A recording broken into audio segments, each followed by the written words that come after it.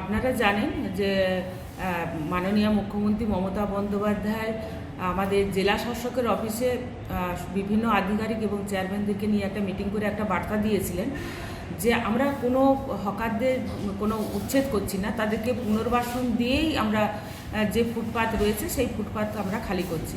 কিন্তু ইতিমধ্যে জানেন যে বাঁকুড়া শহরে যে যাদের স্টল রয়েছে, যাদের দোকানঘর রয়েছে, অথচ তারা স্টলের মধ্যে গোডাউন করছে আর সমস্ত মাল ফুটপাতের উপরে রাখছে।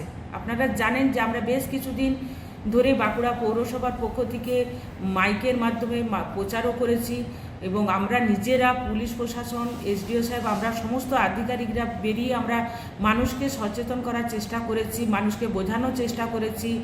কিন্তু তারপরেও দেখছি মানুষ কিন্তু সচেতন নয়।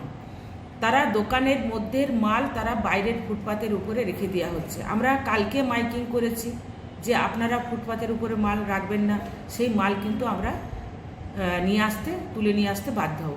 দেখুন, এই যে বাঁকুড়া পৌরসভা এবং পুলিশ প্রশাসন যেভাবে আমরা মানুষকে সচেতন করার চেষ্টা করছি, কিন্তু মানুষ কোনো মতেই সচেতন হচ্ছে না।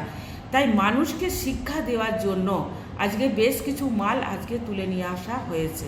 আমরা চাই মানুষ সচেতন হোক, মানুষ শিক্ষা যে আছে সেইটা অন্তত উপলব্ধি করুক যে বাঁকুড়া পৌরসভা এবং পুলিশ প্রশাসন যে উদ্যোগ নিয়েছে এটা প্রত্যেকটা মানুষের কথা চিন্তা ভাবনা করেই নিয়েছে, যাতে যানজটের কোনো পরিবেশ তৈরি না হয়, ট্রাফিক কন্ট্রোল যাতে ঠিক মতন করতে পারে, সাধারণ মানুষ যাতে ঠিক মতন চলাফেরা করতে পারে, স্কুলের ছেলেমেয়েরা যাতে ঠিক মতন স্কুল যেতে পারে, সেই জন্য বাঁকুড়া পৌরসভা এবং জেলা প্রশাসনের পক্ষ থেকে এই উদ্যোগ নেওয়া হয়েছে।